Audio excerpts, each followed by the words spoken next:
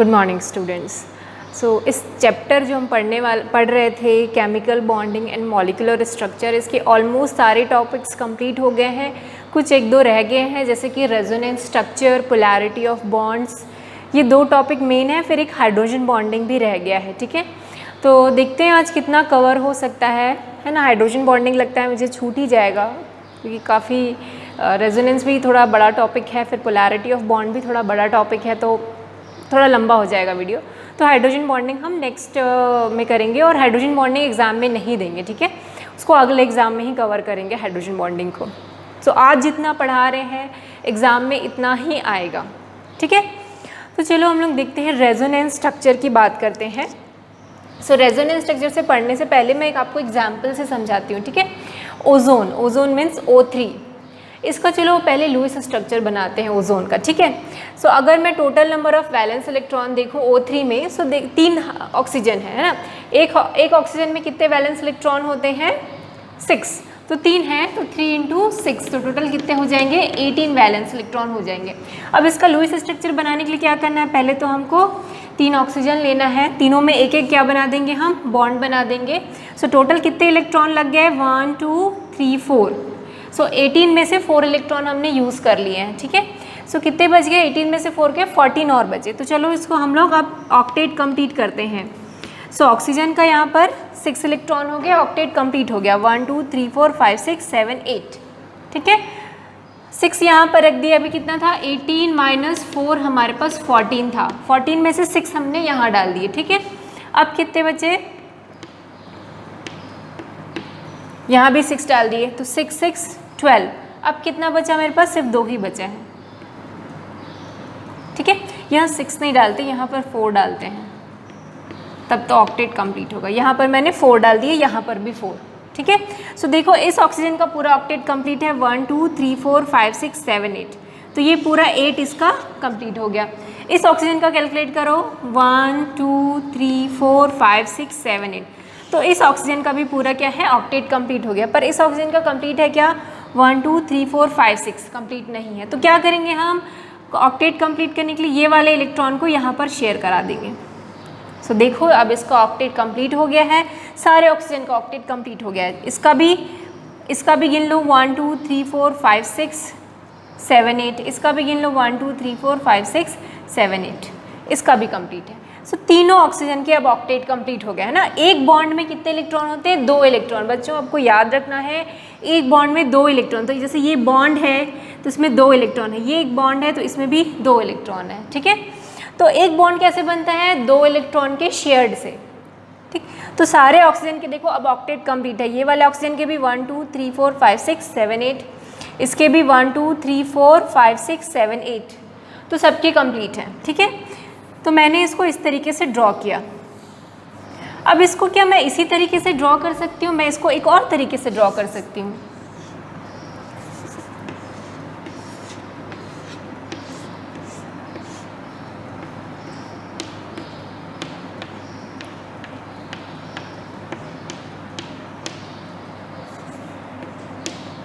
क्या मैं इस तरीके से ड्रॉ कर सकती हूँ इसको भी?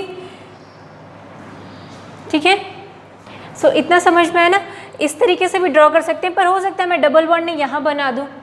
अगर 2 स्टूडेंट सपोज, एक ने O3 का ऐसा बनाया, एक ने O3 का ऐसा बनाया, तो कौन सा सही होगा, कौन सा गलत होगा? दोनों ही सही होंगे। आप इस तरीके से बनाएं तो भी सही होगी, सारे ऑक्टेट कंप्लीट है ना। लुईस स्ट्रक्चर जो हमने बनाया दोनों ही सही है कि दोनों ही ऑक्सीजन में, दोनों ही केस में तीनों ऑक्सीजन के ऑक्टेट कंप्लीट है, यहाँ भी हो चाहे वो यहाँ भी हो। तो फिर कौन सा सही है? दोनों ही सही है। आप इस तरीके से भी ओजोन को बना सकते हो, इस तरीके से भी ओजोन को बना सकते हो। तब इसी को हम बोलते हैं रेजोनेंस, कि जब ऐसा होता है कि किसी एक मॉलिक्यूल को, किसी एक कंपाउंड को जब हम 2 या 2 से ज़्यादा टाइप के लुईस स्ट्रक्चर में उसको रिप्रेजेंट कर सकते हैं, तो वहाँ पर हम क्या करते हैं? उसका एक हाइब्रिड स्ट्रक्चर बनाते हैं। ठीक है, कैसे हाइब्रिड स्ट्रक्चर बनाते हैं? एक्सपेरिमेंटली अगर हम इसको प्रैक्टिकली देखें ना, तो ओजोन का स्ट्रक्चर ऐसे नहीं होता है। कैसे होता है बताते हैं। ठीक है, अगर सिंगल O बॉन्ड है, ठीक है, O के बीच अगर सिंगल बॉन्ड है, तो उसका जो बॉन्ड लेंथ होता है वो होता है 148 पिकोमीटर। ठीक है, अगर ओ के बीच सिंगल बॉन्ड है तो उसको हम, उसका जो बॉन्ड लेंथ होता है वो 148 मीटर होता है, और अगर ओ के बीच डबल बॉन्ड है तो उसका होता है बॉन्ड लेंथ 121 पिकोमीटर। ठीक है, पर जब हमने ओजोन को एक्सपेरिमेंटली हमने देखा ओजोन में कि ये बॉन्ड लेंथ कितना होता है, ठीक है, एक्सपेरिमेंट के थ्रू देखा तो हमने देखा कि ओजोन का बॉन्ड लेंथ जो होता है वो 148 या 121 पिकोमीटर नहीं होता, वो होता है 128 पिकोमीटर। कितना होता है? 128 पिकोमीटर होता है। दोनों ही बॉन्ड सेम लेंथ के होते हैं, जबकि यहाँ पर जब हम देख रहे हैं तो ये डबल बॉन्ड है तो डबल बॉन्ड की बॉन्ड लेंथ कम होती है, और सिंगल बॉन्ड है तो बॉन्ड लेंथ ज़्यादा होती है ना। इससे पहले जस्ट मैंने बताया था कि bond length depend on the bond order, ठीक है ना। इसके जस्ट पहले वाले वीडियो में बताया था कि बॉन्ड लेंथ किस पे डिपेंड करता है? बॉन्ड ऑर्डर पे। ज़्यादा है अगर बॉन्ड ऑर्डर तो बॉन्ड लेंथ कम होगा, है ना। आप देखो कि पीछे थोड़ा सा अपना नोट्स को पलटिए, उसमें देखेंगे कि bond length is inversely proportional to the bond order लिखाया था। अगर बॉन्ड ऑर्डर ज़्यादा है तो बॉन्ड लेंथ कम होगी। तो यहाँ पर देखो बॉन्ड ऑर्डर ज़्यादा है, 2 है यहाँ पर बॉन्ड ऑर्डर, तो ऑब्वियसली बॉन्ड लेंथ कम होगी। यहाँ पर सिंगल बॉन्ड है तो बॉन्ड लेंथ ज़्यादा है, तो यहाँ पर बॉन्ड लेंथ है 148 पिकोमीटर, यहाँ है 121 पिकोमीटर। सिमिलरली यहाँ पर भी। पर जब एक्सपेरिमेंटली हमको क्या मिला कि दोनों ही बॉन्ड की लेंथ सेम है, 128 पिकोमीटर 128 पिकोमीटर। इसका मतलब स्ट्रक्चर ऐसा नहीं है, तो फिर कैसा है? स्ट्रक्चर यहाँ पर इस तरीके से है कि यहाँ पर जो है 1.5 है बॉन्ड, ठीक है। यहाँ पर बॉन्ड ऑर्डर क्या है? 1.5, ना ही बॉन्ड ऑर्डर 2 है ना ही बॉन्ड ऑर्डर 1 है, ये 1 से थोड़ा ज़्यादा और 2 से थोड़ा कम है, तो हम बोलते हैं कि ऑक्सीजन और ऑक्सीजन के बीच 1.5 बॉन्ड ऑर्डर है, ठीक है। तो जो एक्सपेरिमेंटली हमने देखा कि जो ओजोन का स्ट्रक्चर होता है वो इस तरीके से होता है, पर हम उसको कैसे रिप्रेजेंट करते हैं? इस तरीके से। तो जो ये इन दोनों की एनर्जी क्या होती है? सेम होती है। जो ये फॉर्म होते हैं ना, ये रेजोनेंस फॉर्म जो होते हैं, इन दोनों की एनर्जी सेम होती है। इसको हम बोलते हैं कैनोनिकल फॉर्म। इन दोनों को हम क्या बोलते हैं? Canonical form. इन दोनों की एनर्जी सेम होती है, पर जो हाइब्रिड होता है, ठीक है, और कैनोनिकल फॉर्म को हम इस तरीके से एरो से रिप्रेजेंट करते हैं कि ये भी सही है, ये भी सही है, रिवर्सिबल का साइन है, ठीक है।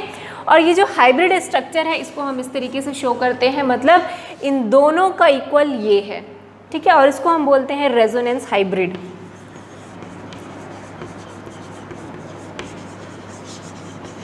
ठीक है, एक्सपेरिमेंटली हमको क्या मिला कि O और O के बीच 128 पिकोमीटर का बॉन्ड होता है। इसका मतलब क्या है कि बॉन्ड जो लेंथ है यहाँ पर सिंगल बॉन्ड से ज़्यादा है और डबल बॉन्ड से सिंगल बॉन्ड से कम है और डबल बॉन्ड से ज़्यादा। सिंगल बॉन्ड अगर होता तो बॉन्ड लेंथ कितना होना चाहिए? 148 पिकोमीटर।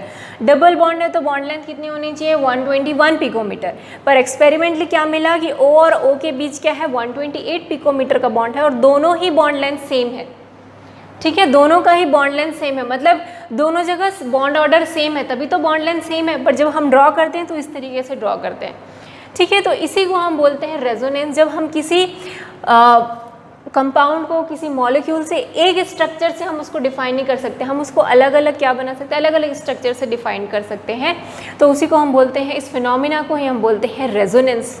और ये जो फॉर्म है they are called canonical form. इन दोनों कैनोनिकल फॉर्म की एनर्जी सेम होती है, इसमें नंबर ऑफ बॉन्ड सेम होते हैं, नंबर ऑफ वैलेंस इलेक्ट्रॉन्स भी सेम होते हैं। आप देख लो दोनों में अगर मैं कंपेयर करूं तो नंबर ऑफ बॉन्ड्स ठीक सेम है, 1 2 3 1 2 3। वैलेंस इलेक्ट्रॉन भी देखो कितने वैलेंस इलेक्ट्रॉन है इस ऑक्सीजन में? 2 वैलेंस इलेक्ट्रॉन। यहाँ पर 6 हैं तो वहाँ पर भी 6 हैं, यहाँ पर 4 हैं तो यहाँ पर भी 4 है।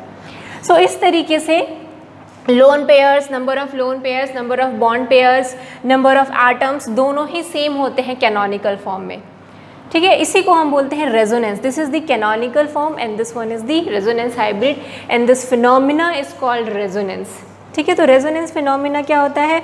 जब हम किसी एक स्ट्रक्चर, किसी एक लुईस स्ट्रक्चर से किसी मॉलिक्यूल को रिप्रेजेंट नहीं कर सकते, तब हम डिफरेंट स्ट्रक्चर बनाते हैं जिनकी एनर्जी क्या होती है? सेम होती है, नंबर ऑफ एटम सेम होते हैं, lone pairs, number of bond pairs सब सेम होते हैं, तो उसको हम बोलते हैं कैनोनिकल फॉर्म। और इन दोनों ही फॉर्म से मिलकर जो फॉर्म बनता है that is the resonance hybrid, ठीक है। एक्सपेरिमेंटली हमको क्या मिला कि ओजोन का स्ट्रक्चर ऐसा होता है, ठीक है। ना ही वहाँ पर डबल बॉन्ड है ना सिंगल बॉन्ड, ये क्या है? 1.5 बॉन्ड बोल सकते हैं, इनका बॉन्ड ऑर्डर क्या है 1.5। So this is the one of the famous example for O3 molecule. ठीक है, अब हम दूसरा एग्जाम्पल देते हैं जो आपकी देखते हैं जो आपकी बुक में दिया है, that is the carbonate ion. ठीक, सो इसको नोट डाउन कर लो, रेजोनेंस इन O3 मॉलिक्यूल्स। ठीक है, इसको आप लिख लो, रेजोनेंस O3। ठीक है, और इसको नोट डाउन कर लो। अब देखते हैं रेजोनेंस इन कार्बोनेट आयन। सो पहले रेजोनेंस, जब भी आपको रेजोनेंस स्ट्रक्चर या कैनोनिकल स्ट्रक्चर बनाना है किसी भी का, तो आपको सबसे पहले उसका लुईस स्ट्रक्चर ड्रॉ करना पड़ेगा। ठीक है, सो आपको कार्बोनेट आयन का लुईस स्ट्रक्चर बनाना है। तो देखो कितने नंबर ऑफ वैलेंस इलेक्ट्रॉन होंगे, आप काउंट कर लो, total number of valence electron. याद है कैसे बनाते थे? तो पहले हम क्या निकालते थे, total number of valence electrons. So carbon में की वैलेंसी 4, ऑक्सीजन में 8 होते हैं, 6 होते हैं सॉरी, ऑक्सीजन के 6, तो 3 है तो 18, और प्लस जितने भी अगर कोई नेगेटिव चार्ज है तो उसको हम प्लस करते हैं। ठीक है, सो ये हो गया 24। अब क्या करेंगे हम, जो सेंट्रल एटम है उसको बीच में लिख दो, बाकी जो है तीनों को इस तरीके से लिख दो, और सब में क्या बना दो, सिंगल सिंगल बॉन्ड बना दो। तो देखो कितने बॉन्ड यूज़ हो गए, 1 2 3, 3 बॉन्ड है, 3 बॉन्ड के 6 इलेक्ट्रॉन यूज़ हो गए। ठीक है, so number of electrons in bond pair या बॉन्ड कितने हो गए, 6। सो अब बचे कितने, 24 माइनस 6 कितना हो गया, 18। अब 18 को हमको अरेंज करना है, तो मैंने यहाँ पर 6 डाल दिए। ठीक है, अब कितने बचे, 12 और बचे, तो हो गया कंप्लीट। पर इस कार्बन का भी ऑक्टेट कंप्लीट नहीं है, तो मैं क्या करूँगी, इस वाले को यहाँ बना दूँगी। सो अब देखो सबकी वैलेंसी कंप्लीट है, इस वाले ऑक्सीजन की भी वैलेंसी कंप्लीट है, 1 2 3 4 5 6 7 8, इसकी भी 1 2 3 4 5 6 7 8, 1 2 3 4 5 6 7 8, और क्या है, 2 माइनस चार्ज है। तो आपको मैंने वैसे तो आप फॉर्मल चार्ज निकाल सकते हैं, हर एक ऑक्सीजन पे कार्बन पे आप फॉर्मल चार्ज निकाल लीजिए, पर उतना नहीं है। तो याद रखना, कभी भी डबल बॉन्ड वाले ऑक्सीजन पे माइनस चार्ज नहीं आएगा। ठीक है, जो भी ऑक्सीजन डबल बॉन्ड पे है उस पर कभी भी माइनस चार्ज नहीं रहेगा, जो सिंगल बॉन्ड वाले ऑक्सीजन है ना उस पर ही माइनस चार्ज रहेगा। तो आप सीधा बना सकते हो, आपको फॉर्मल चार्ज निकालने की ज़रूरत भी नहीं है। ठीक है, तो जो सिंगल बॉन्ड वाले हैं उसमें मैंने 1 माइनस इसमें लगा दिए, 1 माइनस इसमें लगा दिए, तो हमारा टोटल स्ट्रक्चर बन गया ये CO3 2 माइनस का। समझ में आया ना, ये लुईस स्ट्रक्चर है, हमने पहले पढ़ लिया है लुईस डॉट स्ट्रक्चर बनाना। पहले क्या करते थे हम, total number of valence electron निकालते थे, फिर सेंट्रल एटम के बाद तीनों एटम्स को इस तरीके से कॉर्नर एटम को लिख दिया, एक एक बॉन्ड बना दिया, सब में बॉन्ड में जितने नंबर ऑफ बॉन्ड्स है उसको 2 से मल्टीप्लाई कर देंगे तो number of bonds, number of electron in bond निकल जाएंगे। फिर हम lone pair search, electrons in lone pair या रिमेनिंग इलेक्ट्रॉन आप सर्च कर सकते हो। रिमेनिंग इलेक्ट्रॉन्स कैलकुलेट किए, 24 minus 6 is equals to 18।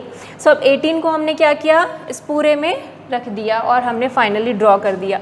2 minus charge है तो मैंने सिंगल बॉन्ड ऑक्सीजन पे 2 माइनस चार्ज लगा दी। कभी भी डबल बॉन्ड वाले ऑक्सीजन पे चार्ज नहीं लगता है, ये शॉर्टकट मेथड है। अदरवाइज आप फॉर्मल चार्ज निकालने वाला फॉर्मूला यूज़ करके भी बनाएंगे तो इसी तरीके से स्ट्रक्चर बनेगा। ठीक है, सो ये बन गया कार्बोनेट आयन। अब देखो, ज़रूरी है कि आप इस स्ट्रक्चर को इसी तरीके से बनाएं, आप इसको ऐसे भी बना सकते हैं।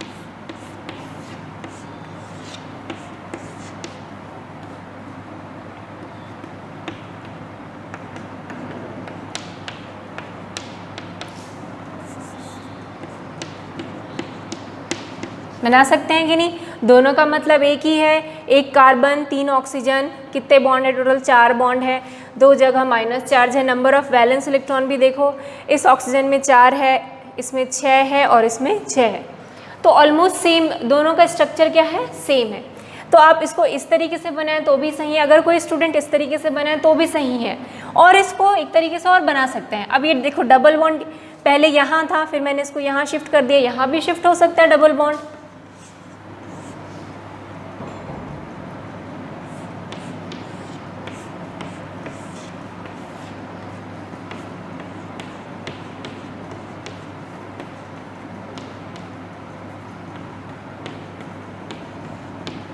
तो आप इसको इस तरीके से भी ड्रॉ कर सकते हो कि डबल बॉन्ड पहले यहाँ था फिर यहाँ था वहाँ।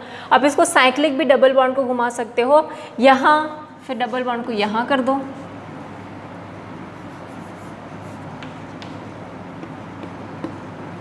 ठीक है, पहले यहाँ कर दो फिर यहाँ घुमा दो इसको। तो ये साइक्लिक, देखो पहले डबल बॉन्ड यहाँ था फिर यहाँ आ गया फिर यहाँ आ गया, ठीक। सो आप किसी भी एक तरीके से, इस तरीके से भी अगर रिप्रेजेंट करते हो तो भी आपका आंसर सही है, इस तरीके से करते हो तो भी सही है, इस तरीके से करते हो तो। So these three are the resonance structure for the carbonate ion. तो अगर आपको एग्जाम में आता है कि write the resonance structure for the CO3 ion या write the canonical form of the CO3 ion, तो आपको ये तीनों स्ट्रक्चर लिखने पड़ेंगे, ठीक है। पर अगर एग्जाम में आता है कि only write the Lewis structure for carbonate ion, तो आप इनमें से कोई भी एक करते हो तो सही है। पर आपको रेजोनेंस एक्सप्लेन करने बोले तो आपको ये तीनों ही बनाने पड़ेंगे, ठीक है, क्योंकि ये तीनों ही कैनोनिकल फॉर्म है कार्बोनेट आयन के, ठीक है। So this is the resonance in carbonate है, किस तरीके से जो डबल बॉन्ड है उसकी शिफ्टिंग हो रही है, यहाँ भी हो सकता है डबल बॉन्ड, यहाँ भी हो सकता है और यहाँ भी हो सकता है, ठीक है। So this shows the resonance in carbonate ion. सो ये रेजोनेंस बता रहा है, ठीक है। This is one single Lewis structure, this is another Lewis structure, this is another Lewis structure. तो अब कार्बोनेट आयन को आप तीन तरीके से अलग अलग लुईस स्ट्रक्चर में रिप्रेजेंट कर सकते हो। तो हमको कैसे पता चलेगा कौन सा सही है? तो इनका मेन क्या होता है, एक हाइब्रिड स्ट्रक्चर बनता है, ठीक है। और ये सब क्या है, उसके कैनोनिकल फॉर्म्स हैं। सो ये हो गया रेजोनेंस इन कार्बोनेट आयन। एक और एग्जाम्पल देखते हैं, रेजोनेंस इन कार्बन डाइऑक्साइड, ठीक है। Next carbon dioxide. So carbon dioxide का पहले हम क्या बनाते हैं, लुईस डॉट स्ट्रक्चर। तो कार्बन डाइऑक्साइड का लुईस डॉट स्ट्रक्चर कैसे बनता है,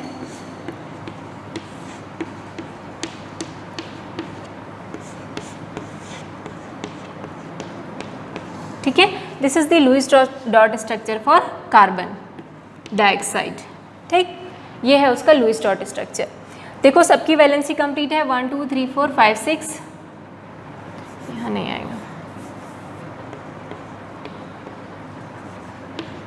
देखो सबकी वैलेंसी कंप्लीट है कि नहीं। देखो इस कार्बन के बारे में बात करें, 1 2 3 4 5 6 7 8, यहाँ पर भी 1 2 3 4 5 6 7 8, यहाँ पर भी 1 2 3 4 5 6 7 8। तो सारे जितने भी एटम है सबकी जो ऑक्टेट है वो कंप्लीट है। So this is the one first representation for carbon dioxide. आप उसको इस तरीके से भी रिप्रेजेंट कर सकते हो। दूसरा जो है, आप इसमें अगर फॉर्मल चार्ज अगर निकालेंगे तो आप उस तरीके से भी इसको आप निकाल सकते हो, ठीक है। सो जब हम फॉर्मल चार्ज निकालते हैं, तो जब आप फॉर्मल चार्ज निकालोगे देखोगे इस ऑक्सीजन पे प्लस चार्ज आएगा, इस ऑक्सीजन पे माइनस चार्ज, तो ये प्लस माइनस आपस में कैंसिल हो जाएगा और ओवरऑल जो हमारा मॉलिक्यूल है वो हो जाएगा न्यूट्रल। तो कार्बन डाइऑक्साइड को इस तरीके से भी रिप्रेजेंट कर सकते हैं, इस तरीके से भी कर सकते हैं।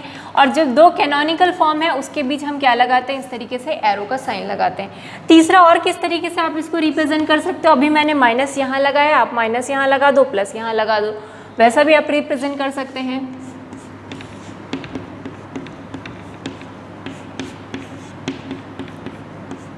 ठीक। So this is the third structure. तो कार्बन डाइऑक्साइड को हम तीन तरीके से क्या कर सकते हैं, रिप्रेजेंट कर सकते हैं, ओके। सो ये है उसका रेजोनेंस इन कार्बन डाइऑक्साइड। तो इसी को हम बोलते हैं रेजोनेंस। जब किसी सिंगल लुईस स्ट्रक्चर से किसी मॉलिक्यूल को हम रिप्रेजेंट नहीं कर सकते, हम उसको मल्टीपल लुईस स्ट्रक्चर से हम उसको रिप्रेजेंट कर सकते हैं, तो उस केस में हम उसका रेजोनेंस स्ट्रक्चर बनाते हैं, ठीक है। ये तीनों ही स्ट्रक्चर की एनर्जी सेम होती है, चाहे ये हो ये हो ये हो, तीनों ही लुईस स्ट्रक्चर जो हैं, रेजोनेंस जो कैनोनिकल फॉर्म्स हैं, उनकी एनर्जी क्या होती है, सेम होती है, ठीक है। सो एग्ज़ाम में आता भी, आपकी बुक के पीछे क्वेश्चन भी है, आप इसको होमवर्क कर लेंगे। क्वेश्चन नंबर 4.13 आपकी बुक का बैक एक्सरसाइज है। Question number 4.13, right the resonance structure for SO3 NO2 और नाइट्रेट आयन। तो ये आपका होमवर्क है, इसको आपको रेजोनेंस ड्रॉ करना है, ठीक है।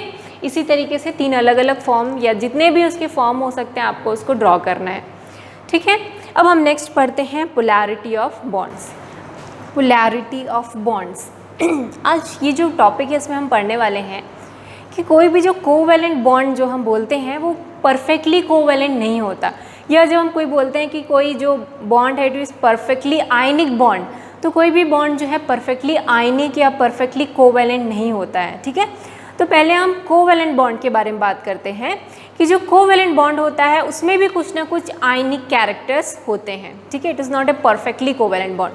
कोवेलेंट बॉन्ड में क्या होता है कि जो शेयर्ड इलेक्ट्रॉन है it is exactly lie between the centre of the two nucleus. जैसे कि दो हाइड्रोजन एटम है, ठीक है, ये दोनों एक दूसरे से ओवरलैपिंग किया और H2 मॉलिक्यूल बना इस तरीके से, ठीक है।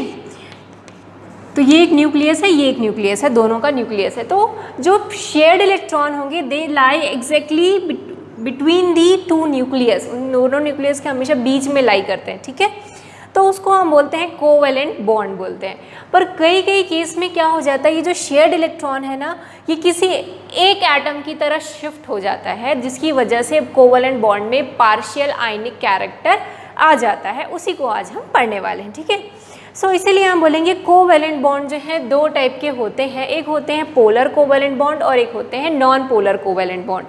तो पहले नॉन पोलर कोवेलेंट बॉन्ड के बारे में बात करते हैं।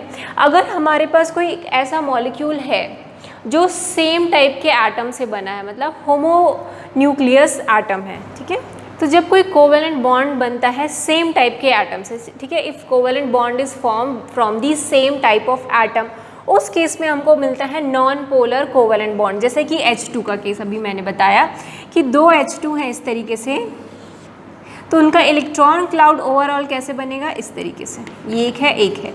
और जो शेयर्ड इलेक्ट्रॉन होंगे दैट लाइज बिटवीन सेंटर एड ऑफ दी टू न्यूक्लियस। जो शेयर्ड इलेक्ट्रॉन है वो दोनों न्यूक्लियस के सेंटर में होते हैं।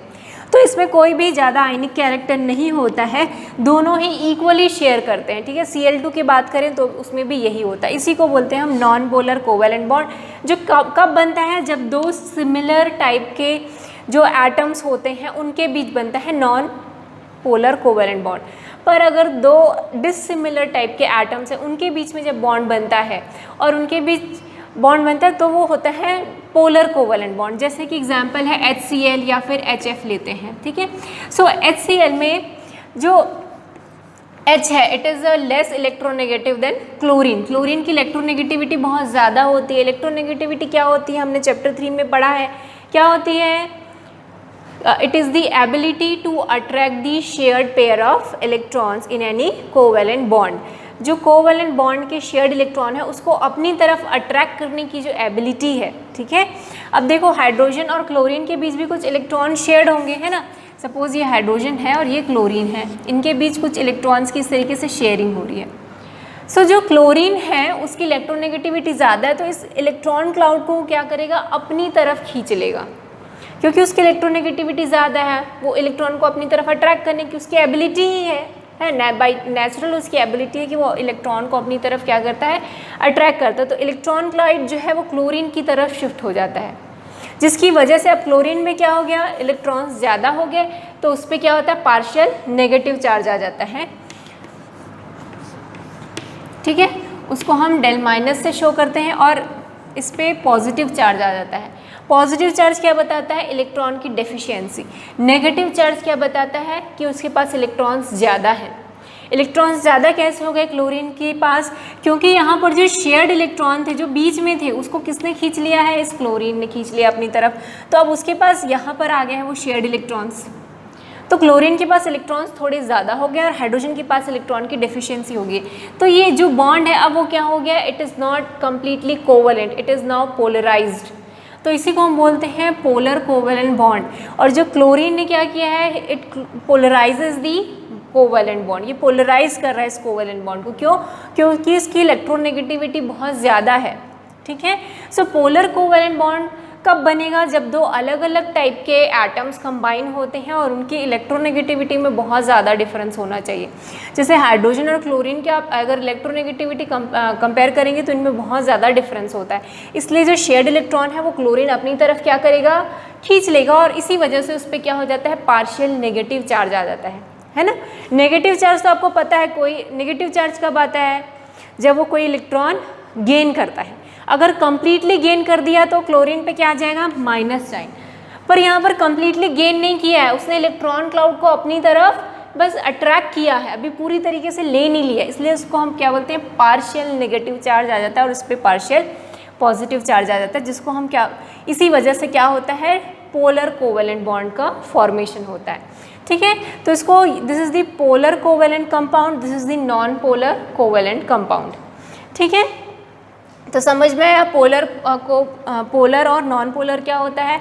नॉन पोलर मतलब दो सेम टाइप के एटम जब आपस में कंबाइन होंगे, सो दोनों की इलेक्ट्रोनेगेटिविटी सेम है, तो ये जो इलेक्ट्रॉन है शेयर्ड वो हमेशा बीच में रहते हैं, सेंटर में रहते हैं। पर अगर एक एटम की इलेक्ट्रोनेगेटिविटी ज़्यादा और एक की कम है, तो शेयर्ड इलेक्ट्रॉन को जो क्लोरीन है वो अपनी तरफ खींच लेता है। HF में भी यही होता है, फ्लोरीन की भी इलेक्ट्रोनेगेटिविटी बहुत ज़्यादा होती है, तो वो शेयर्ड इलेक्ट्रॉन को अपनी तरफ खींच लेता है, इसलिए उस पर स्लाइटली नेगेटिव चार्ज आ जाता है और H पे स्लाइटली पॉजिटिव चार्ज आता है, इसलिए यहाँ पर क्या बनता है, पोलर कोवेलेंट बॉन्ड का फॉर्मेशन होता है। सो देखो वैसे तो है ये कोवेलेंट बॉन्ड, पर इसमें क्या हो गया, पॉजिटिव और नेगेटिव चार्ज आ गया, मतलब ये कैसा हो गया, आयनिक कैरेक्टर हो गया है। ठीक है, तो इसलिए बोल रहे हैं कोई भी कोवेलेंट बॉन्ड जो है परफेक्टली आयनिक या कोवेलेंट नहीं होता, उसमें कुछ ना कुछ अगर कोई कोवेलेंट बॉन्ड है तो उसमें कुछ ना कुछ आयनिक कैरेक्टर रहेंगे, अगर कोई आयनिक बॉन्ड है तो उसमें कुछ ना कुछ कोवेलेंट कैरेक्टर भी होते हैं। ठीक है, सो ये हो गया नॉन पोलर पोलर की बात। अब हम करते हैं डाइपोल मोमेंट की बात। ठीक है, सो डाइपोल मोमेंट हमको ये बताता है कि कोई भी बॉन्ड जो है, कोई भी कंपाउंड जो है, उसमें कितना पोलर कितना परसेंट वो पोलर है। ठीक है, उसमें पोलर कैरेक्टरिस्टिक्स क्या हैं। ठीक है, डाइपोल मोमेंट हमको क्या बताता है कि कोई भी कंपाउंड में पोलर कैरेक्टरिस्टिक्स कितने हैं, ये हमको बताता है। सो डाइपोल मोमेंट क्या होता है, अब देखो यहाँ पर नेगेटिव चार्ज आ गया, यहाँ पर पॉजिटिव चार्ज आ गया। जितना नेगेटिव चार्ज यहाँ पर होता है ना, उतना ही पॉजिटिव चार्ज यहाँ पर होता है। ठीक है, इसका मतलब है अगर इस पे प्लस माइनस क्यू चार्ज है तो इसमें क्या होगा, प्लस क्यू चार्ज होगा। दोनों में ही सेम अमाउंट का चार्ज होगा। समझ रहे हैं, क्योंकि क्या हो रहा है, सेम अमाउंट में इलेक्ट्रॉन क्या इसकी तरफ अट्रैक्ट हो रहे हैं। सो जितना इस पर नेगेटिव चार्ज आएगा, इस पर उतना ही क्या होगा, पॉजिटिव चार्ज आ जाएगा, इसलिए यहाँ पर एक डाइपोल बन जाएगा। आप शायद क्लास 12th में डाइपोल के बारे में फिजिक्स में पढ़ेंगे भी, डाइपोल क्या होते हैं। डाइपोल मतलब दो इक्वल एंड अपोजिट चार्ज रहते हैं, उनके बीच थोड़ा सा डिस्टेंस होता है, उसी को हम बोलते हैं डाइपोल्स। ठीक है, डाइपोल होने का क्राइटेरिया क्या है कि दो इक्वल एंड अपोजिट चार्ज होने चाहिए और उन दोनों के बीच एक थोड़ा सेपरेशन होना चाहिए, तो वहाँ पर डाइपोल क्रिएट हो जाता है और वहाँ पर डाइपोल मोमेंट बनता है। सो डाइपोल मोमेंट क्या होता है, डाइपोल मोमेंट का उसको म्यू से डिनोट करते हैं एंड क्यू इसका होता है क्यू इंटू डी। क्यू मतलब चार्जेस, इंटू डी मतलब डिस्टेंस। अगर दो इस तरीके से डाइपोल है, एक प्लस क्यू है और एक माइनस क्यू है, और D is the distance between the two charges, तो क्यू इज इक्वल्स टू होता है म्यू इंटू डी। और ये म्यू जो है ये बताता है कि कोई जो बॉन्ड है या कोई कंपाउंड है वो आयनिक है या कम्प्लीटली कोवेलेंट है। अगर म्यू की वैल्यू 0 है मतलब जो कंपाउंड है वो क्या है, उसमें कोवेलेंट कैरेक्टर ज़्यादा है। पर अगर म्यू की वैल्यू 0 से ज़्यादा है तो बताता है कि नहीं, जो कोवेलेंट बॉन्ड है उसमें आयनिक कैरेक्टर्स भी हैं। ठीक है, सो म्यू की वैल्यू कैलकुलेट करके हम ये बता सकते हैं कि कोई मॉलिक्यूल में कितना आयनिक कैरेक्टर है। वैसे तो वो है कोवेलेंट बॉन्ड, कोवेलेंट कंपाउंड है, पर उसमें भी फिर भी से क्या है, कुछ आयनिक कैरेक्टर है, वो हम म्यू से निकाल सकते हैं। ठीक है, अब ये जो म्यू होता है ना, डाइपोल मोमेंट, ये होता है एक वेक्टर क्वांटिटी। क्या होता है, वेक्टर क्वांटिटी। वेक्टर मतलब उसका कोई डायरेक्शन भी होगा और मैग्नीट्यूड भी होगा। ठीक है, सो इसमें जो डायरेक्शन हम शो करते हैं ना, ये शो करते हैं हम पॉजिटिव से निगेटिव की तरफ। ठीक है, ये जो है यहाँ पर ये इसको इस तरीके से डिनोट करते हैं। अगर ये HF है दो मॉलिक्यूल, तो हम इसको इस तरीके से डिनोट करते हैं। दिस इज़ दी नोटेशन, यहाँ से ऐसे। तो ये एरो क्या बताता है, this arrow symbolises the direction of the shift of electron density. ये एरो बताता है कि इलेक्ट्रॉन कहाँ से कहाँ शिफ्ट हो रहे हैं, H से F की तरफ शिफ्ट हो रहे हैं। अगर मैं HCl की बात करूँ तो HCl में भी इलेक्ट्रॉन कहाँ से कहाँ शिफ्ट हो रहे हैं, हाइड्रोजन से क्लोरीन की तरफ। तो उसको इस तरीके से मैं एरो से दिखाऊंगी। ठीक है, सो इलेक्ट्रॉन क्लाउड कहाँ से कहाँ शिफ्ट हो रहा है, हाइड्रोजन से क्लोरीन की तरफ, यहाँ पर हाइड्रोजन से फ्लोरीन की तरफ। सो डाइपोल मोमेंट में हम इसको उस तरीके से रिप्रेजेंट करते हैं, उसको डायरेक्शन बता सकते हैं। और डायरेक्शन में एरो क्या बताता है कि इलेक्ट्रॉन किस तरफ से शिफ्ट हो रहा है। ठीक है, सो ये हुआ डाइपोल मोमेंट के बारे में।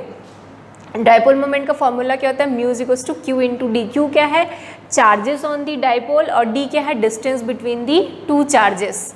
और उसको इस तरीके से, क्योंकि dipole moment is a vector quantity, तो उसको हम क्या कर सकते हैं, इस तरीके से एरो से डिनोट करते हैं, जिसमें ये एरो क्या शो करता है, shift of the electron density, कि किस तरफ इलेक्ट्रॉन शिफ्ट हो रहे हैं, हाइड्रोजन से फ्लोरीन की तरफ, हाइड्रोजन से क्लोरीन की तरफ इलेक्ट्रॉन शिफ्ट हो रहे हैं। ठीक है, तो चलो कुछ एग्जाम्पल और मॉलिक्यूल की देख लेते हैं। सबसे पहले हम dipole moment of A water का देखते हैं। ठीक है, सो वाटर का ये होता है, उसका वी बेंड शेप होता है वाटर का। अगर हम स्ट्रक्चर देखें तो इट इज़ बेंड शेप।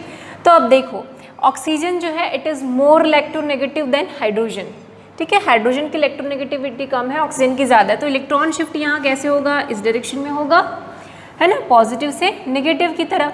तो इस पे हो जाएगा पॉजिटिव चार्ज, इस पे हो जाएगा नेगेटिव चार्ज। उसी तरीके से ये वाले डायपोल बॉन्ड की बात, यहाँ पर इस बॉन्ड की बात करें तो यहाँ भी इलेक्ट्रॉन कैसे शिफ्ट होंगे, इस तरीके से, तो इस पे क्या हो जाएगा, पॉजिटिव चार्ज आ जाएगा। ठीक है, सो यहाँ पर डायपोल का डायरेक्शन इधर से इधर है और यहाँ पर ऐसा है। ठीक, इसको हम बोलते हैं बॉन्ड डायपोल। क्या बोलते हैं, बॉन्ड डायपोल, कि यहाँ से यहाँ है या पर overall what is the dipole moment. अगर हम ओवरऑल की बात करें तो अब हम इसका निकालते हैं वेक्टर सम। आपने पढ़ा होगा वेक्टर सम, है ना। अगर कोई इस तरीके से दो परपेंडिकुलर वेक्टर्स हैं तो इसका हम क्या निकालते हैं, वेक्टर सम निकालते हैं, जो बीच में कहीं पर लाई करता है ना। इन दोनों का रिजल्टेंट वेक्टर निकालते हैं। आपने पढ़ा होगा रिजल्टेंट वेक्टर निकालना फिजिक्स में। तो वैसे ही यहाँ पर भी हम क्या निकालेंगे, रिजल्टेंट वेक्टर निकालते हैं, है ना। पैरेललोग्राम रूल पढ़ा होगा आपने, इस तरीके से है, तो यहाँ पर भी फिर ऐसा रिजल्टेंट वेक्टर निकालते हैं। पढ़ा है फिजिक्स में रिजल्टेंट वेक्टर निकालना। तो सेम यहाँ पर भी हमको क्या निकालना है, इन दोनों ही, क्योंकि ये वेक्टर क्वांटिटी है, इसका डायरेक्शन ये है, इसका डायरेक्शन ये है, तो हम क्या निकालेंगे, अब रिजल्टेंट वेक्टर निकालेंगे। ठीक है, so what is the overall या टोटल डायपोल मोमेंट क्या होगा। अब ये एक है, ये है, इसका आपको रिजल्टेंट निकालना है। तो रिजल्टेंट कैसे निकलेगा इसका रिजल्टेंट आएगा इस डायरेक्शन में। क्यों, क्योंकि ये इधर है, ये इधर है, तो इसका रिजल्टेंट वेक्टर क्या होगा, इधर ही आएगा, है ना। आप निकाल के देख लीजिए। सो इसका रिजल्टेंट वेक्टर इस तरीके से आता है, this is the resultant dipole moment. So इसका जो अगर वाटर का डायपोल मोमेंट कैलकुलेट करो तो वो आता है 1.85 d। ठीक है, इसकी कुछ वैल्यू आती है, मतलब जो वाटर है it is a polar compound. Okay, water क्या है, पोलर कंपाउंड है। तो याद रखना है वाटर में दो it has covalent bond, water में कैसा बॉन्ड है, कोवेलेंट बॉन्ड है, फिर भी से it has some ionic characteristics. Okay, किससे पता चला हमको, इसके डायपोल मोमेंट निकालने से पता चला कि वाटर, वैसे तो इसमें कोवेलेंट बॉन्ड है हाइड्रोजन और ऑक्सीजन के बीच, और यहाँ भी कोवेलेंट बॉन्ड है, but it has some ionic characteristics. इसलिए जो वाटर है it is a polar covalent compound. ठीक है, it is a polar covalent compound. तो याद रखने बहुत इंपॉर्टेंट है ये कि जो वाटर है it is a polar compound, है ना, नॉन पोलर नहीं है। क्योंकि जब आगे हम लोग ऑर्गेनिक केमिस्ट्री पढ़ेंगे तो देखेंगे कि जो पोलर कंपाउंड है वो पोलर कंपाउंड में ही सॉल्यूबल है, जो नॉन पोलर कंपाउंड है वो नॉन पोलर कंपाउंड में ही सॉल्यूबल होता है। लाइक डिजॉल्व लाइक पढ़ते हैं, 12th में भी है ये। ठीक है, सो यहाँ से हमको क्या पता चला कि जो वाटर है though it has covalent bond, it has some ionic characteristics. ठीक है, क्यों, क्योंकि ये हाइड्रोजन जो है इट इज़ लेस इलेक्ट्रोनेगेटिव और ऑक्सीजन की इलेक्ट्रोनेगेटिविटी बहुत ज़्यादा होती है। सो वो इलेक्ट्रॉन क्लाउड्स को अपनी तरफ क्या कर रहा है, अट्रैक्ट कर रहा है। इलेक्ट्रॉन क्या हो रहे हैं, यहाँ पर शिफ्ट हो रहे हैं इस तरीके से। सो रिजल्टेंट हम निकालते हैं, रिजल्टेंट का डायरेक्शन ये है। ठीक है, ये हो गया वाटर का। अब हम लोग देखते हैं CO2 का कैसे होता है।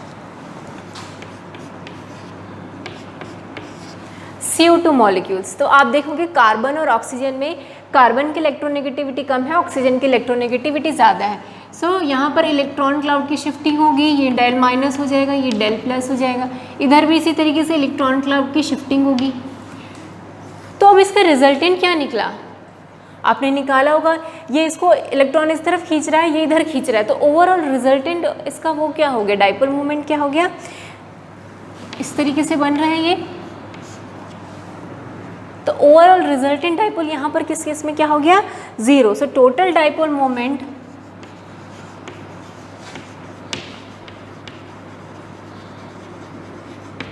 इन CO2, म्यू जो होता है वो क्या होता है इस केस में 0। ऐसे ही आप BeCl2 का या BeF2 का भी बना सकते हैं। BeF2 का हमने बनाया था इस तरीके से, स्ट्रक्चर लीनियर होता है BeF2 का स्ट्रक्चर। तो यहाँ पर भी देखोगे fluorine it is more electronegative, तो इस पर डेल माइनस, इस पर डेल प्लस, यहाँ पर भी हो जाएगा डेल माइनस डेल प्लस। सो इसका टोटल म्यू क्या हो जाएगा 0। ठीक है, तो CO2 जो है it has very less ionic character, BeF2 का भी आयनिक कैरेक्टर बहुत ही कम होता है क्योंकि इसका डायपोल मोमेंट क्या है 0। तो कभी कभी एग्जाम में आता है ना डायपोल मोमेंट कैलकुलेट करो, जनरली जो सिमेट्रिकल मॉलिक्यूल है, देखो ये सिमेट्रिकल मॉलिक्यूल है ना, कार्बन और उसके दोनों तरफ ऑक्सीजन डबल बॉन्ड से, बी उसके दोनों तरफ फ्लोरीन सिंगल बॉन्ड से एडेड है, तो ये सिमेट्रिकल स्ट्रक्चर है। तो जितने भी सिमेट्रिकल स्ट्रक्चर वाले होते हैं ना उनका डायपोल मोमेंट 0 होता है। एक और एग्जांपल दिखाती हूँ मैं आपको BeF3 का, BeF3 का भी हमने स्ट्रक्चर बनाया हुआ है इस तरीके से। BeF3 का स्ट्रक्चर होता है ट्रायगोनल प्लेनर। ठीक है, this is the structure for BeF3 trigonal planar. So अगर BeF3 में हमने बात करते हैं हम डायपोल, बॉन्ड डायपोल की, bond dipole moment in BeF3। ठीक है, this is the bond dipole moment. तो कैसे करेंगे, इसमें कैसा हो जाएगा, फ्लोरीन इज मोर इलेक्ट्रोनेगेटिव, तो इलेक्ट्रॉन जो है वो किसकी तरफ शिफ्ट होंगे, फ्लोरीन की तरफ शिफ्ट होंगे। तो इस पर क्या हो जाएगा डेल माइनस चार्ज आ जाएगा और इस पर क्या हो जाएगा पॉजिटिव चार्ज आ जाएगा डेल। ठीक है, समझ रहे हैं, फ्लोरीन इज मोर इलेक्ट्रोनेगेटिव तो उसकी तरफ इलेक्ट्रॉन क्लाउड क्या होगा, अट्रैक्ट होगा। सो टोटल देखो इन दोनों का रिजल्टेंट वेक्टर क्या हो जाएगा, ये हो जाएगा। ठीक है ना, इसका और इसका, ये जो दो वेक्टर्स हैं उनका रिजल्टेंट वेक्टर इस डायरेक्शन में चला जाएगा। अब देखो ये इस तरफ है, ये इस तरफ है, तो टोटल डायपोल मोमेंट देखो यहाँ से इस तरीके से बन रहा है। और टोटल डायपोल अगर दोनों ही अपोजिट डायरेक्शन में है तो टोटल इसका वेक्टर सम क्या आ जाएगा, 0 आएगा, है ना। वेक्टर सम क्या हो जाएगा इसका, 0 हो जाएगा। सो BeF3 के केस में भी डायपोल मोमेंट क्या है, 0 है। तो जब भी सिमेट्रिकल स्ट्रक्चर होता है ना, चाहे वो CO2 है, BeF2 है या BeF3, जहाँ सिमेट्रिकल स्ट्रक्चर आ रहा है वहाँ डायपोल मोमेंट 0 होता है। सो इस तरीके से स्ट्रक्चर देख के भी आपको पूछेगा कि इसका डायपोल मोमेंट क्या है, तो आपको देखना है सिमेट्री पे। अगर सिमेट्री है तो डायपोल मोमेंट 0, अगर सिमेट्री नहीं है सो डायपोल मोमेंट क्या होगा, 0 से ज़्यादा ही होगा। ठीक, सो एक और एग्जांपल सिमेट्री मॉलिक्यूल का देखते हैं हम लोग, CH4। ठीक, CH4 के केस में देखो कार्बन जो है वो ज़्यादा इलेक्ट्रोनेगेटिविटी है हाइड्रोजन से, तो इस हाइड्रोजन पे क्या हो जाएंगे, डेल पॉजिटिव चार्ज आ जाएगा और इस कार्बन पे नेगेटिव चार्ज आ जाएगा। ठीक है, सो इस तरीके से इनमें डायपोल मोमेंट का डायरेक्शन होगा। तो देखो यहाँ पर भी देखो सिमेट्रिकल स्ट्रक्चर है ना, एक कार्बन और उसके चारों तरफ हाइड्रोजन है, यहाँ पर सब में एंगल भी एक ही 109.5 डिग्री का होता है। सो यहाँ पर भी जो टोटल डायपोल मोमेंट है वो क्या होगा, 0 होगा। तो जब भी सिमेट्रिकल स्ट्रक्चर होगा टोटल डायपोल मोमेंट क्या हो जाएगा, 0 हो जाएगा। ठीक है, सो याद रखेंगे सिमेट्रिकल स्ट्रक्चर डायपोल मोमेंट 0। सो हमने डायपोल मोमेंट 0 का देख लिया। अब दो बहुत इंपॉर्टेंट एग्जांपल देखेंगे इसमें, NH3 और NF3, जिससे अक्सर क्वेश्चन आते हैं कि किसका डायपोल मोमेंट ज़्यादा होगा, NH3 का ज़्यादा होगा कि NF3 का ज़्यादा होगा। ठीक, सो पहले हम NH3 और NF3 का स्ट्रक्चर बनाते हैं।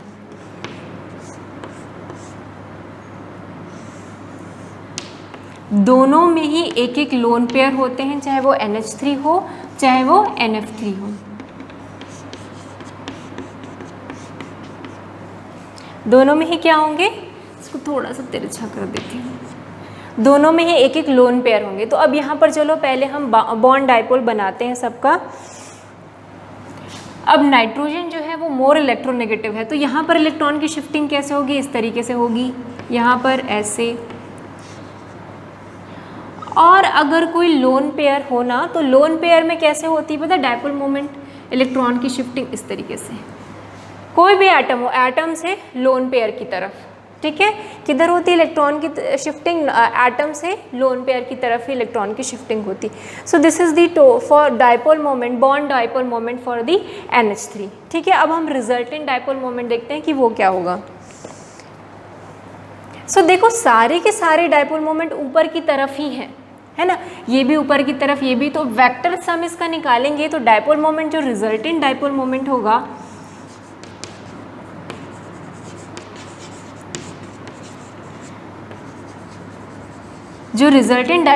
होगा उसका भी डायरेक्शन क्या होगा, अपवर्ड डायरेक्शन होगा। सो रिजल्टेंट का भी डायरेक्शन इसमें केस में क्या होगा, अपवर्ड डायरेक्शन, क्योंकि देखो सारा का सारा अपवर्ड है तो सब प्लस होगा, है ना, सब अपवर्ड डायरेक्शन में, तो सारा वेक्टर यहाँ पर सम होगा, कोई भी माइनस में नहीं होगा वेक्टर सम में, क्योंकि सबका डायरेक्शन एक ही है। अब NF3 के केस में देखते हैं, नाइट्रोजन और फ्लोरीन में फ्लोरीन इज मोर इलेक्ट्रोनेगेटिव, सो यहाँ पर इलेक्ट्रॉन की शिफ्टिंग इस तरीके से होगी फ्लोरीन की तरफ, ठीक है, सब नीचे की तरफ। अब ये नाइट्रोजन है और लोन पेयर, तो लोन पेयर की तरफ ही हमेशा क्या होती है, शिफ्टिंग होती है, एटम से लोन पेयर की तरफ ही इलेक्ट्रॉन की शिफ्टिंग होती है। ये ध्यान देने वाली बात है, अगर कोई लोन पेयर है तो इलेक्ट्रॉन की शिफ्टिंग कैसे होगी, एटम से लोन पेयर की तरफ। तो यहाँ पर देखो एक तो ऊपर है, बाकी सब नीचे जा रहे हैं, मतलब ये माइनस होगा। अगर हम वेक्टर सम करेंगे, वेक्टर सम में हम डायरेक्शन लेते हैं, डायरेक्शन में क्या होता है, अगर पॉजिटिव है तो कुछ भी ले सकते हैं, पॉजिटिव है तो अपवर्ड और नेगेटिव है तो डाउनवर्ड, है ना। तो देखो ये सब का साइन सेम रहेगा क्योंकि सब नीचे जा रहे हैं, इसका साइन अलग रहेगा क्योंकि ये ऊपर जा रहा है, वेक्टर सम करेंगे। सो ओवरऑल इसका जो डायरेक्शन है वो क्या हो जाएगा, कम हो जाएगा, और वो होगा नीचे की डायरेक्शन में, ठीक है। So this is the resultant, तो इसका जो वैल्यू रहेगा, this is the resultant dipole moment, है ना, नीचे की तरफ, और इसका रिजल्टेंट ऊपर की तरफ, और ये इसकी वैल्यू ज़्यादा है क्योंकि यहाँ पर सब सम हो रहा है, कुछ भी माइनस नहीं हो रहा है, क्योंकि सबका डायरेक्शन अपवर्ड है, पर यहाँ पर इन तीनों का तो डाउनवर्ड है, तो इन तीनों का तो सम हो जाएगा जब हम वेक्टर सम करेंगे, ये माइनस में चला जाएगा क्योंकि इसका डायरेक्शन उल्टा है, ठीक है ना। तो रिजल्टेंट क्या हो जाएगा, डायपोल मोमेंट कम हो जाएगा। सो NH3 और NF3 में NH3 का डायपोल मोमेंट ज़्यादा होता है और NF3 का डायपोल मोमेंट कम होता है। तो ये एक इंपॉर्टेंट क्वेश्चन है, एग्जाम में आता है कि NH3 और NF3 में किसका डायपोल मोमेंट कम होगा, तो किसका होगा, NF3 का डायपोल मोमेंट कम होगा। उसका रीज़न अब इस तरीके से डायग्राम से समझाएंगे, ठीक है। सो ये हुआ डायपोल मोमेंट की बात, क्लियर हुआ। डायपोल मोमेंट से हमको क्या पता चलता है कि कोई भी जो कोवलेंट बॉन्ड है उसमें कितना आयनिक कैरेक्टर है, बिल्कुल भी नहीं है, या थोड़ा बहुत है, या बहुत ज़्यादा आयनिक कैरेक्टर है, ठीक है। जैसे वाटर देखा, वाटर है तो वो covalent compound but it has ionic characteristic, वो पोलर कंपाउंड है। वैसे ही NH3 NF3 भी क्या है, पोलर कंपाउंड है, ओके। सो ये तो हमने बात की कोवलेंट कंपाउंड में आयनिक कैरेक्टरिस्टिक्स की। फिर एक दूसरे साइंटिस्ट है, फजान भी बोल सकते हैं, फयान्स भी बोल सकते हैं, क्योंकि ये शायद जर्मन साइंटिस्ट हैं। फजान जो है ना, उनका नाम है फजान, फजान रूल बोलते हैं, और जनरली जर्मन तरफ ना जे को य पढ़ते हैं, जैसे कि, तो इसका नाम क्या हो सकता है, फयान भी हो सकता है, आपको फजान भी पढ़ सकते हो, फयान भी पढ़ सकते हो, व्हाटएवर, क्योंकि ये प्रॉपर नाउन है, उसको किसी भी तरीके से पढ़ सकते हैं, ठीक। तो एक फजान ने रूल दिया, ओके। फजान ने क्या रूल दिया, उन्होंने बोला कि जैसे कि पोलर में हमने देखा, पोलैरिटी ऑफ बॉन्ड में, डायपोल मोमेंट में हमने देखा कि जो कोवलेंट बॉन्ड है it has some ionic characteristic. Fajans ने बोला कि जो आयनिक बॉन्ड है उसमें कोवलेंट कैरेक्टर होते हैं, ठीक है, कुछ कुछ जो आयनिक बॉन्ड है उसमें क्या होते हैं, कोवैलेंट कैरेक्टर होते हैं। तो चलो हम लोग अब पढ़ते हैं फजान्स रूल, जो ये बताता है कि ionic bond has covalent characteristics, okay. Partial covalent character of ionic bond, मतलब आयनिक बॉन्ड जो है it is not a completely ionic bond, उसमें कम्प्लीटली आयनिक कैरेक्टरिस्टिक्स नहीं होते, उस बॉन्ड में कुछ कोवैलेंट कैरेक्टर्स भी होते हैं, जिसको फजान्स ने बताया था कि किस तरीके से किसी भी आयनिक बॉन्ड में कितना कोवैलेंट कैरेक्टर है वो हम कैसे जानेंगे, उसको फजान्स ने बताया था, ठीक है। तो ऐसा क्यों होता है कि कोई आयनिक बॉन्ड में कोवैलेंट कैरेक्टर आ जाते हैं, ठीक। तो उसका एग्जाम्पल लेते हैं, लाइक एक कैटायन है और एक एनायन है, ठीक है, this is the positive ion, ये कैटायन है और एक एनायन है, ठीक है। सो यहाँ पर क्या हुआ है, एक कैटायन है और एक एनायन है। सो एक इलेक्ट्रॉन जो है वो पूरी तरीके से कम्प्लीटली किसके पास चला गया है, ये एनायन के पास चला गया है, इसलिए ये नेगेटिव चार्ज है, ये पॉजिटिव चार्ज है। पर आप देखेंगे कि ये सपोज़ ये बहुत ही छोटा है और ये बहुत ही बड़ा है, ठीक है, एनायन बड़ा है और ये जो कैटायन है वो बहुत छोटा है, तो इसके पास साइज़ कम है, तो इलेक्ट्रॉन की डेंसिटी ज़्यादा है, ठीक है, इस पर डेंसिटी ज़्यादा, तो ये क्या करेगा, अब ये बड़ा है, ये बहुत बड़ा है, इसको इसको अपना आकार संभाले ना संभल रहा है, तो क्या होगा, ये जो है बहुत ही हाईली पॉजिटिवली चार्ज है, तो ये क्या करेगा, इसका जो इलेक्ट्रॉन क्लाउड है उसको अपनी तरफ क्या करेगा, अट्रैक्ट करेगा। तो जो पहले स्फेरिकल शेप में था सपोज इलेक्ट्रॉन क्लाउड, अब वो क्या हो गया, इस तरीके से डिस्टॉर्टेड हो गया। इसको मैं 2 डायग्राम से समझाती हूँ। सपोज ये इस तरीके से है, तो ये क्या कर रहा है, ये इस इलेक्ट्रॉन को अपनी तरफ अट्रैक्ट कर रहा है, क्योंकि ये पॉजिटिव चार्ज है और उसमें बहुत ज़्यादा इलेक्ट्रॉन की डेफिशिएंसी, ये हाईली पॉजिटिवली चार्ज है, तो ये क्या कर रहा है, इलेक्ट्रॉन को अपनी तरफ इस तरीके से अट्रैक्ट कर रहा है, जिसकी वजह से जो इसका इलेक्ट्रॉन क्लाउड है वो डिस्टॉर्टेड हो गया है। एनायन का जो इलेक्ट्रॉन क्लाउड है वो डिस्टॉर्टेड हो गया है और अब जो है स्ट्रक्चर कुछ इस तरीके से बन गया है। इसी को हम बोलते हैं पोलराइजेशन, कि कैटायन ने एनायन को क्या कर दिया, पोलराइज्ड कर दिया। पोलराइज्ड मतलब उसका जो इलेक्ट्रॉन क्लाउड है उसके शेप को उसने डिस्टॉर्ट कर दिया। पहले इलेक्ट्रॉन क्लाउड इसी की तरफ था, उसने उसको क्या किया, अपनी तरफ अट्रैक्ट करके इस तरीके से चेंज कर लिया। तो देखो अभी जो इलेक्ट्रॉन क्लाउड है उसको ये भी शेयर कर रहा है, ये भी शेयर कर रहा है, मतलब यहाँ पर कैसा हो गया, कोवैलेंट कैरेक्टर आ गया। समझ रहे हैं क्या बोल रहे हैं? देखो पहले नेगेटिव चार्ज कैसे बनता है, कंप्लीट ट्रांसफर ऑफ इलेक्ट्रॉन से, तो इसने पूरा इलेक्ट्रॉन अपना दे दिया और इसने इलेक्ट्रॉन ले लिया। सो एनायन का साइज बड़ा होता है और कैटायन का साइज छोटा होता है, ये हम चैप्टर 3 में पढ़ चुके हैं, है ना। एनायन में इलेक्ट्रॉन ज़्यादा होते हैं, उसका साइज बड़ा होता है, इसका साइज छोटा होता है कैटायन का। सो कैटायन क्या करेगा, इसको एनायन को पोलराइज्ड कर देता है। पोलराइज मतलब इसकी जो इलेक्ट्रॉन क्लाउड्स है उसको अपनी तरफ अट्रैक्ट करके डिस्टॉर्ट कर देगा, इसको हम बोलते हैं पोलराइजेशन, जिसकी वजह से जो आयनिक बॉन्ड है उसमें क्या हो जाएगा, कोवैलेंट कैरेक्टर। कोवैलेंट में क्या होता है, there is a sharing of electron. तो यहाँ पर भी देखो इलेक्ट्रॉन की शेयरिंग हो रही है, ऐसा लग रहा है कि दोनों क्या कर रहे हैं, इलेक्ट्रॉन को शेयर कर रहे हैं, यहाँ पर ट्रांसफर नहीं कर रहे हैं। सो इसी को हम बोलते हैं कि क्या हो गया है, आयनिक बॉन्ड में कोवैलेंट कैरेक्टर आ गया है, ठीक है। सो आयनिक बॉन्ड में कोवैलेंट कैरेक्टर आने के बहुत सारे फैक्टर्स हैं जिस पे वो डिपेंड करता है। पहला है पोलराइजिंग पावर ऑफ कैटायन। अब ये क्या होता है अभी polarising power, the power of cation to polarise the anion. Polarise मतलब कितने पावर से वो उस इलेक्ट्रॉन क्लाउड को अपनी तरफ क्या कर रहा है, अट्रैक्ट कर रहा है और इसको डिस्टॉर्ट कर रहा है एनायन के क्लाउड्स को, ठीक है। एनायन के इलेक्ट्रॉन क्लाउड को कितना अच्छे से वो डिस्टॉर्ट कर सकता है, उसी को हम बोलते हैं polarising power, the power of cation to polarise the anion. So अगर कोई आयनिक बॉन्ड में कोवैलेंट कैरेक्टर है, मतलब उसका जो कैटायन है उसकी पोलराइजिंग पावर ज़्यादा होनी चाहिए। जब कैटायन की पोलराइजिंग पावर ज़्यादा होगी तभी तो वो क्या करेगा, एनायन को पोलराइज कर पाएगा। अगर वो एनायन को पोलराइज ही नहीं कर पाया तो वहाँ पर कोवैलेंट कैरेक्टर आएगा ही नहीं। सो पहला यही है कि कैटायन की पोलराइजिंग पावर ज़्यादा होनी चाहिए, वो इसको एनायन को क्या करना चाहिए, पोलराइज करना चाहिए। और पोलराइजेबिलिटी मतलब tendency of ion to get polarised, और एनायन भी ऐसा होना चाहिए कि वो ईजिली पोलराइज्ड हो जाए, उसको हम बोलते हैं पोलराइजेबिलिटी, ठीक है। सो कैटायन की पोलराइजिंग पावर ज़्यादा होनी चाहिए तभी वो एनायन को पोलराइज कर पाएगा, और एनायन भी ईजिली पोलराइज्ड हो जाना चाहिए, ठीक है। सो कौन कौन से फैक्टर्स हैं जो कोवैलेंट कैरेक्टर्स को अफेक्ट करते हैं, ठीक है। तो उसके 3-4 रूल हैं जो फजान ने दिए थे, उसको हम एक एक करके डिस्कस करते हैं। पहला जो है the size of the cation. First जो फैक्टर है वो है साइज ऑफ कैटायन। क्या मतलब है कि कैटायन की साइज जितनी छोटी होगी ना, उस बॉन्ड का कोवैलेंट कैरेक्टर उतना ही ज़्यादा होगा, क्योंकि साइज़ छोटी होगी तो वो इजीली इलेक्ट्रॉन को अपनी तरफ क्या कर सकता है, अट्रैक्ट कर सकता है। आप खुद सोचो ना, साइज़ छोटा रहता है तो न्यूक्लियस पास रहेगा तो वो इजीली इलेक्ट्रॉन को क्या करेगा, अपनी तरफ अट्रैक्ट कर देगा। तो पहला है कि कैटायन की साइज़ कम होनी चाहिए। कैटायन की साइज़ कम होगी तो उसकी पोलराइजिंग पावर क्या होगी, ज़्यादा होगी। मतलब कैटायन अगर छोटा है और एनायन बहुत बड़ा है तो वहाँ पर क्या बनेगा, कोवैलेंट बॉन्ड बनेगा, ठीक है। वो जो आयनिक बॉन्ड है उसमें कोवैलेंट कैरेक्टर ज़्यादा होंगे और आयनिक कैरेक्टर कम होंगे। बनेगा तो आयनिक बॉन्ड ही, पर उसमें कोवैलेंट कैरेक्टर ज़्यादा होंगे। तो साइज़ ऑफ कैटायन मतलब कैटायन का साइज़ जितना कम होगा उस कैटायन की पोलराइजिंग पावर उतनी ही ज़्यादा होगी, ठीक है। और उतना ही ज़्यादा कोवैलेंट कैरेक्टर होगा आयनिक बॉन्ड का, ठीक है। So smaller the size of cation,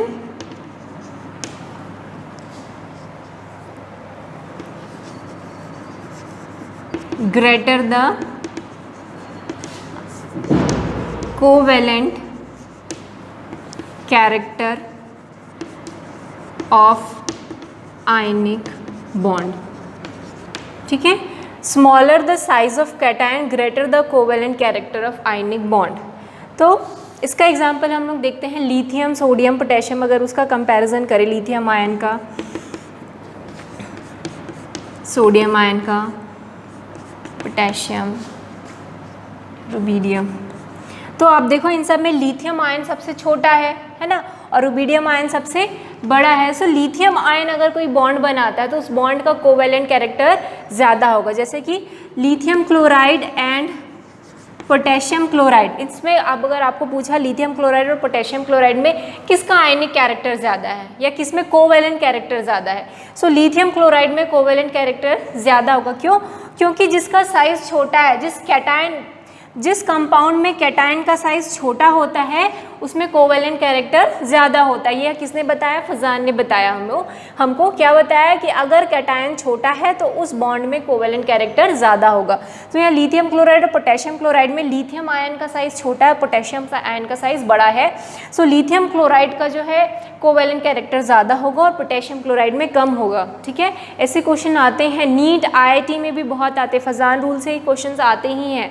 एक मतलब आते ही ऐसा नहीं बोलना चाहिए, पर आए हैं एग्जाम में नीट और IIT में कि कंपाउंड दे दिया और आपको पूछा कि किसमें आयनिक कैरेक्टर ज़्यादा होगा, किसमें कोवेलेंट कैरेक्टर ज़्यादा होगा। ठीक है, आपको 3-4 आयनिक कंपाउंड दे दिए और उस आयनिक कंपाउंड में आपको चूज़ करना है कि कौन से कंपाउंड में कोवेलेंट कैरेक्टर ज़्यादा होगा। जैसे कि लिथियम क्लोराइड दे दिया, पोटेशियम क्लोराइड दे दिया, सोडियम क्लोराइड और रुबीडियम क्लोराइड। सपोज उसने चार कंपाउंड दिए और पूछ दिया कि किसका आयनिक कैरेक्टर ज़्यादा है या किसमें कोवेलेंट कैरेक्टर ज़्यादा है। सो कोवेलेंट कैरेक्टर किसमें ज़्यादा होगा? जिसमें आयन का साइज़ सबसे छोटा होगा।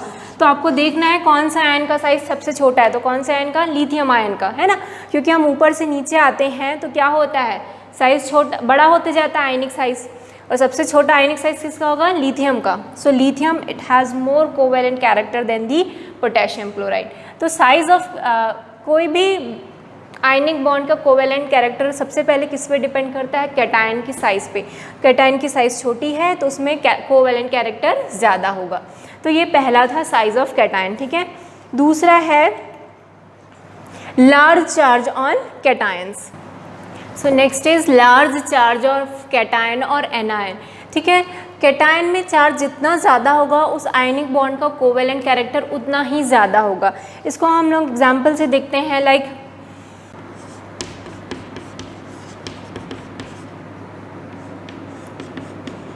ठीक है, हमने सोडियम, मैग्नीशियम और एल्यूमिनियम के आयंस लिए हैं। इनके साइज़ ऑलमोस्ट कंपैरेबल होता है, बहुत ज़्यादा इनकी साइज़ में डिफरेंस नहीं होता क्योंकि एक ही पीरियड के हैं एलिमेंट हैं ये, है ना, एक ही पीरियड्स के आयन हैं, तो इनमें साइज़ में ज़्यादा अंतर नहीं होता है। पर आप देखो इनके चार्जेस में बहुत ज़्यादा डिफरेंस, इसमें +1 है, +2 है, इसमें +3 है। तो क्या बोल रहे हैं, जिसमें चार्ज ज़्यादा होगा उसमें कोवेलेंट कैरेक्टर ज़्यादा होगा। इसका क्या मतलब है, अगर मैं कंपाउंड बनाऊँ NaCl, MgCl2 और AlCl3, तो अगर इस तरीके से 3 कंपाउंड आए हैं आपको और पूछते हैं कि किसमें कोवेलेंट कैरेक्टर ज़्यादा होगा, तो किसमें कोवेलेंट कैरेक्टर ज़्यादा होगा? जिसका कैटायन में चार्ज ज़्यादा है।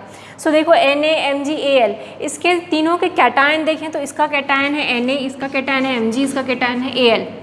तो जिसके कैटायन में चार्जेस ज़्यादा होंगे उसमें कोवेलेंट कैरेक्टर ज़्यादा होगा। सो AlCl3 में कोवेलेंट कैरेक्टर ज़्यादा होगा और बाकी इन दोनों में कोवेलेंट कैरेक्टर कम। सबसे कम कोवेलेंट कैरेक्टर किस में होगा? NaCl में। ठीक है, सो क्या बोल रहा है फजान रूल कि अगर चार्ज ज़्यादा है कैटायन में तो उसका आयनिक कैरेक्टर भी ज़्यादा होगा, क्योंकि वो अपनी तरफ इलेक्ट्रॉन को खींच लेगा, इलेक्ट्रॉन क्लाउड्स को अपनी तरफ खींच लेगा, है ना, चार्ज ज़्यादा है तो। सो उसकी पोलराइजिंग पावर ज़्यादा होती है। ठीक है, चार्ज जितना ज़्यादा होगा पोलराइजिंग पावर उतनी ही ज़्यादा होती है। So greater the charge of cation greater the covalent character of ionic bond. Clear हुआ? फिर से बता दें, देखो NaCl, MgCl2, AlCl3 आपको पूछता है किसके आयनिक कैरेक्टर ज़्यादा है, किसके कोवेलेंट कैरेक्टर ज़्यादा है। ठीक है, इन तीनों कंपाउंड में किसके कोवेलेंट कैरेक्टर्स ज़्यादा है। तो क्या बोलता है, जिसमें चार्ज ज़्यादा होगा, जिस कैटायन के चार्जेस ज़्यादा होंगे। तो कौन से कैटायन के चार्जेस ज़्यादा हैं? एल्यूमिनियम आयन के। सो इट हैज़ मोर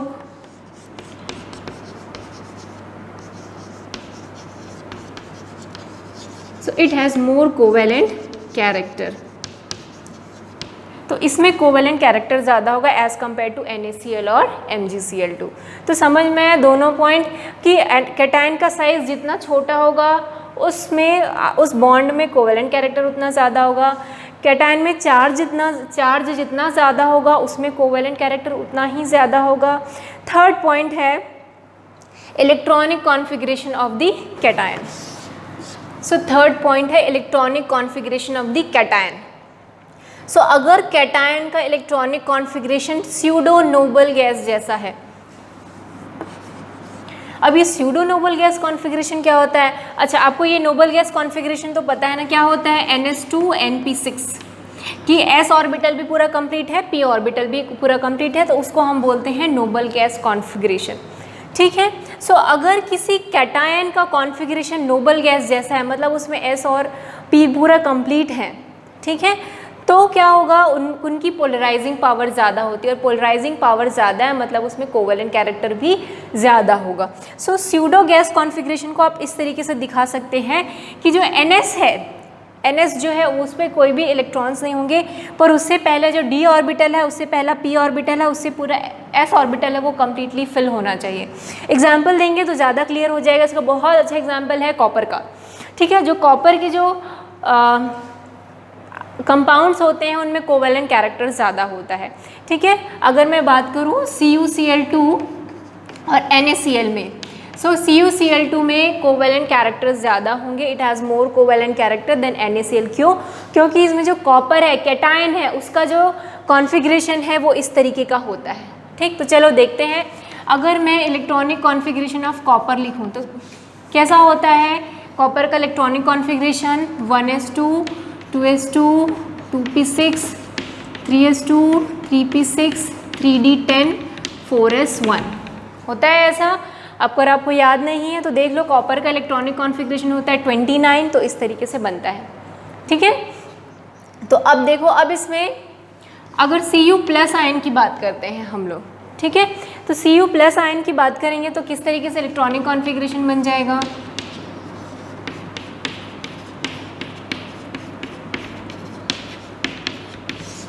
तो देखो, इसका इलेक्ट्रॉनिक कॉन्फ़िगरेशन वैसे ही है, 4s में 0 है ना, 4s में 0 इलेक्ट्रॉन्स हैं, और उससे पहले कि d, p और s ऑर्बिटल पूरे भरे हुए हैं, d, p और s ऑर्बिटल पूरे भरे हुए हैं। सो copper has pseudo noble gas configuration.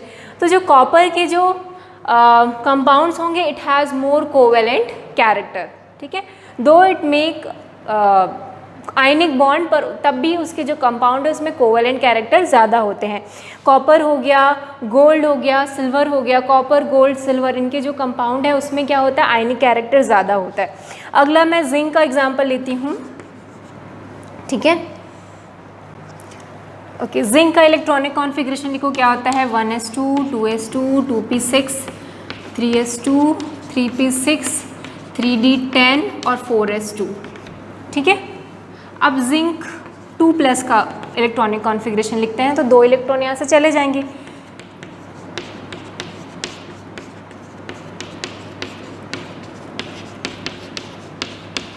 सो देखो, इसका भी जिंक 2+ का भी इलेक्ट्रॉनिक कॉन्फ़िगरेशन कैसा है, स्यूडो नोबल गैस जैसा है। तो जिंक भी अगर कोई कंपाउंड बनाता है तो उसके भी कंपाउंड में कोवेलेंट कैरेक्टर ज़्यादा रहेगा। ठीक है, सो अगर स्यूडो नोबल गैस कॉन्फ़िगरेशन है, जो हमारा कैटायन है, अगर उसका स्यूडो नोबल गैस कॉन्फ़िगरेशन है तो उसका कोवेलेंट कैरेक्टर ज़्यादा होता है। ठीक है, जैसे CuCl या NaCl। ठीक है, CuCl में या NaCl में, CuCl में क्या होगा, कोवेलेंट कैरेक्टर ज़्यादा होगा एज़ कम्पेयर टू NaCl। इसका रीज़न क्या बताएंगे? बिकॉज जो कॉपर आयन है, it has pseudo noble gas configuration. ठीक है, एग्जाम में अगर बाई चांस आ गया कि CuCl और NaCl में which one has more covalent character, ठीक है, what is the question, between CuCl NaCl which has more covalent character, तो आपको क्या लिखना, answer will be CuCl will have more covalent character. Why? Because the cation here, the Cu+ ion has pseudo noble gas configuration which has that's why this has more polarizing power, जिससे वो anion को polarize कर देगा और उसमें कैसे character आ जाएंगे, covalent character आ जाएंगे, ठीक है। वैसे ये ZnCl2 और MgCl2, अगर आपको आता है ZnCl2 और MgCl2 में किस में कोवेलेंट कैरेक्टर ज़्यादा होंगे, तो ZnCl2 में कोवेलेंट कैरेक्टर ज़्यादा होंगे। उसका रीज़न क्या है, बिकॉज इसमें जो Zn आयन है, जिंक आयन है, जिंक आयन का इलेक्ट्रॉनिक कॉन्फ़िगरेशन देखेंगे, सो वो किससे मैच करता है, स्यूडो नोबल गैस कॉन्फ़िगरेशन से, जिसकी वजह से जिंक की पोलराइजिंग पावर ज़्यादा होती है मैग्नीशियम से, और इस वजह से ये जो बॉन्ड है वो कैसा है, कोवेलेंट ज़्यादा है as compare to ionic. So Fajans rule ये होता है। इसमें फजान रूल में क्या बताया कि पहला तो साइज़, जिस कैटायन का साइज़ छोटा है उसकी पोलराइजिंग पावर ज़्यादा है, मतलब उस बॉन्ड में कोवेलेंट कैरेक्टर ज़्यादा होगा, ठीक है, उस आयनिक बॉन्ड में कोवेलेंट कैरेक्टर ज़्यादा होगा। दूसरा हमने देखा चार्ज पे, ठीक है, अगर हमने इसको मैं रब कर रही हूँ,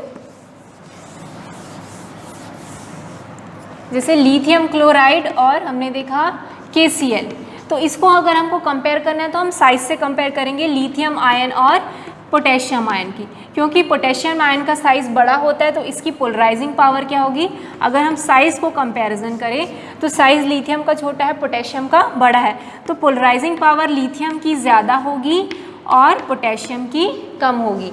तो साइज़ छोटा तो पोलराइजिंग पावर ज़्यादा, तो कोवेलेंट कैरेक्टर ज़्यादा, ठीक है। तो ये पहला हो गया, साइज़ की बात करते हैं। दूसरा हमने चार्ज पे बात किया, अगर हम Mg2 आयन और Al आयन की बात करें तो इस पे चार्ज ज़्यादा है तो इसकी पोलराइजिंग पावर क्या होगी, ज़्यादा होगी।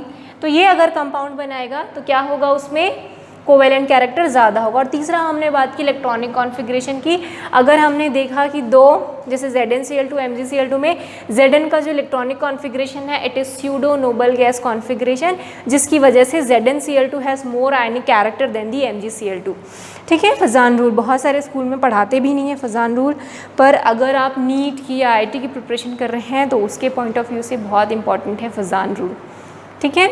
सो हमने क्या देखा आज, डाइपोल मोमेंट से हम क्या पता कर रहे हैं कि किस कोवेलेंट बॉन्ड में आयनिक कैरेक्टर है, क्या पता कर रहे हैं, कोवेलेंट बॉन्ड का आयनिक कैरेक्टर। और फजान रूल से हम क्या पता कर रहे हैं, आयनिक बॉन्ड का कोवेलेंट कैरेक्टर। थोड़ा कंफ्यूजिंग है बट थोड़ा दिमाग लगाओगे तो समझ में आ जाएगा। देखो ये सब आयनिक कंपाउंड है कि नहीं, MgCl2, CaCl2, NaCl, ये सब आयनिक कंपाउंड है। तो आयनिक कंपाउंड में हम क्या बात कर रहे हैं कि उसमें कितने कोवेलेंट कैरेक्टर हैं, ये किसने बताया, फजान रूल ने। इससे पहले हमने डाइपोल मोमेंट में बात की, जैसे H2O is a covalent compound but it has some ionic character, ये हमको कहाँ से पता चला, डाइपोल मोमेंट से। सो ये दो बहुत ही इंपॉर्टेंट कंसेप्ट हैं केमिस्ट्री के, नीट और JEE के पॉइंट ऑफ व्यू से भी बहुत ही इंपॉर्टेंट कंसेप्ट्स हैं दोनों ही। अगर इसमें कोई डाउट हो तो ज़रूर आप लोग मेरे से पूछेगा, आप डिस्कस कर सकते हैं, आप फ़ोन कर सकते हैं, ठीक है। तो ये लास्ट वीडियो था, इसके बाद अगर मैं कोई वीडियो डालती हूँ तो वो एग्ज़ाम में नहीं आएगा, सिर्फ यहीं तक ही एग्ज़ाम में आएगा, ठीक है। Okay then, all the best for your exam. Thank you.